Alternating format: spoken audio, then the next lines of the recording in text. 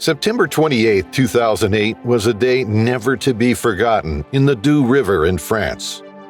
A seasoned cave diver set out to explore the Source du Doubs with two of his trusted friends who were also certified divers.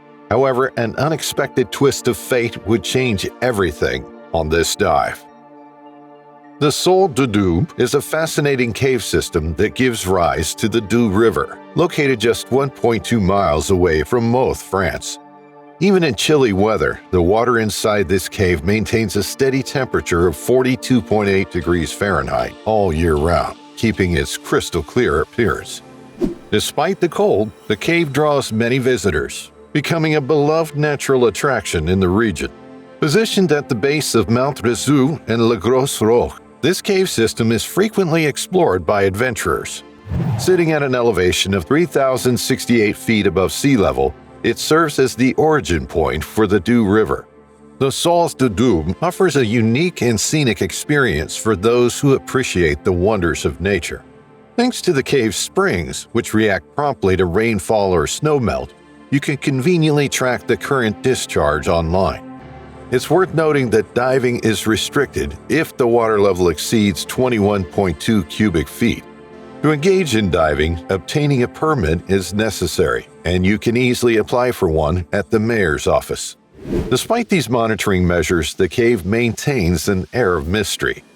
Despite their daring pursuits, divers have not yet unveiled the origin of the waters that intricately navigate through the rocks in a complex network. Nature seems to guard this secret closely, adding an element of intrigue to the Source du Doubs. The quest to discover the true source of the Doubs has captivated adventurous cave divers for decades, making it an ongoing and thrilling exploration.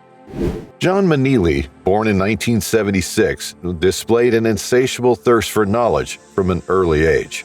He excelled academically at King's Manor School, absorbing information at a prodigious rate. In his youth, the Scouts provided him with solace, allowing him to embrace the outdoors and enjoy the camaraderie of his peers. As John transitioned into adulthood, he worked for various local companies until he discovered his true calling at Ricardo Engineering in Shoreham, England. His love for motorcycling and scuba diving took him on thrilling adventures, adding excitement to his life. But a significant turning point occurred in 1998 when John experienced a motorcycle accident that resulted in a broken back. This unfortunate incident left him with long-term injuries, but despite the challenges, John persevered. Initially trained locally, John Manili's journey into the world of diving took a significant turn when he joined Brighton's British Sub-Aqua Club. Swiftly earning a reputation as a reliable member, John's unquenchable thirst for exploration drove him to become a regular diver. Yet John's passion for diving knew no bounds. Seeking new challenges, he acquired a rebreather and pursued specialized training, propelling him into more adventurous diving groups and exploring deeper wrecks. This enhanced equipment and training allowed him to push the boundaries of his diving experience. With a rebreather in hand and the corresponding training, John expanded his horizons further by venturing into the captivating world of cave diving, both in the UK and France. On September 28, 2008, John Manili, John Valentin, and Charles Reed Henry set out to explore the Source du Doubs. Their plan was for each of them to independently dive and navigate the cave system, practicing autonomous diving without assistance. It's important to note that John wore a very large rebreather, making it quite challenging to explore the cave further. The cave presented risk due to its narrow and shallow passages, which could potentially damage equipment in emergencies and impede a swift return. The night before, Valentin and Charles had warned John that his large rebreather might not fit through some of the narrower parts of the cave system. Unfortunately, John didn't take their advice into account. Additionally, it's crucial to remember that John suffered a broken back in a motorcycle accident in 1998. Adding an extra layer of challenge to his underwater explorations. Navigating the cave entrance, a mere 11 feet deep, John proceeded with caution, ensuring he wouldn't get stuck in the narrow passage. Approximately 43 feet in, he reached the upper ledge of the shaft, known as S3, marking the beginning of his descent into the depths. As John descended into S3, the environment changed. The water grew darker and colder, prompting him to rely on his flashlight to illuminate the cave. Carefully navigating the almost vertical shaft, John continued exploring the phreatic cave passage. Recognizing the critical nature of his actions, he knew that the slightest mistake could lead to dangerous consequences. As John descended further, the slope got steeper, eventually reaching the bottom of the shaft at 1,056 feet. At this point, he noticed a sizable obstruction hole covered with blocky material.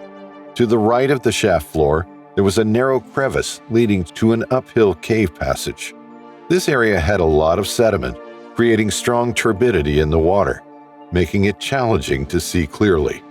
Despite the potentially dangerous conditions, John stayed focused and alert, fully aware of the risks he was facing. While navigating this hazardous environment, he found inspiration in the beauty of the underwater world, which fueled his determination to continue the exploration. While swimming through the cave, John spotted a passage on the left that extended into a running passage on the valley side. This narrow and demanding passage had undergone a slight enlargement in 2002 for safety purposes. Drawing on his training and experience, John navigated through the passage with meticulous care, keeping a close eye on his depth gauge and air supply. The passage started just below the known shaft bottom of the S3 section, but a collapse had buried the initial, or 98 feet.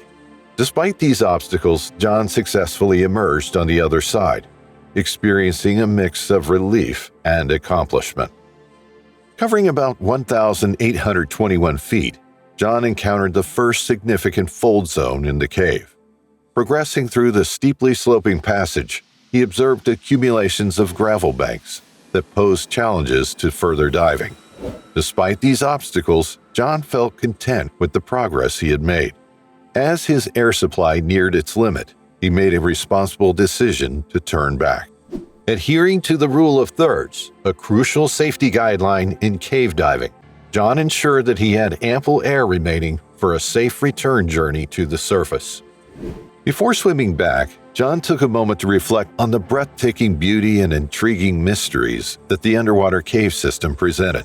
Grateful for the chance to witness such wonders, he realized that this dive would stay with him as a lifelong memory.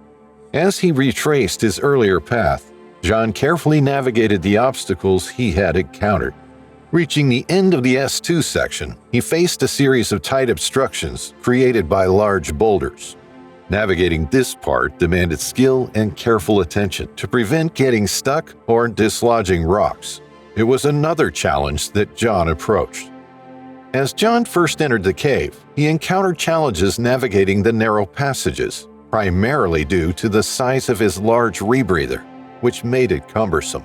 In an effort to make his way through more easily, he made the unfortunate choice to take off the rebreather temporarily.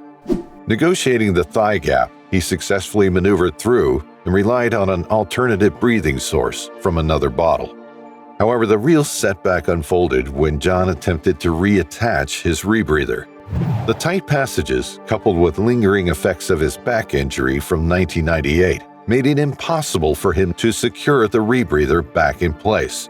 Facing limited options, John made the choice to resurface while clutching the bottle under his arm. However, as he ascended, a sudden mishap occurred. The bottle became detached from the rubber hose connected to his mouthpiece. This left him without an air supply, and he was still at a significant distance from the cave entrance.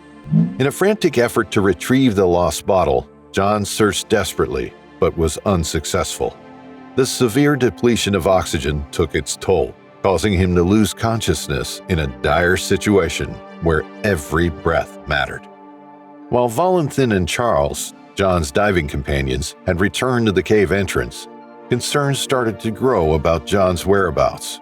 Fearing for his safety, they decided to call for emergency services and made the difficult choice to re-enter the cave to search for him. Their worst fears became a harsh reality when they discovered John's lifeless body trapped under a ledge, approximately 85 feet down the main shaft of the cave. It was a devastating moment as they brought his body to the surface. where firefighters attempted to resuscitate him. Despite their efforts, it was tragically too late. John, at the tender age of 32, had met an untimely demise in the depths of the cave. This heartbreaking incident served as a grave reminder of the unforeseeable risks involved in underwater exploration. The diving community mourned the loss of a passionate explorer. We would like to thank you for watching this video. If you enjoyed watching, take a dive on the like and subscribe buttons and hit the bell icon so you get notified when we come back with another exciting cave diving story.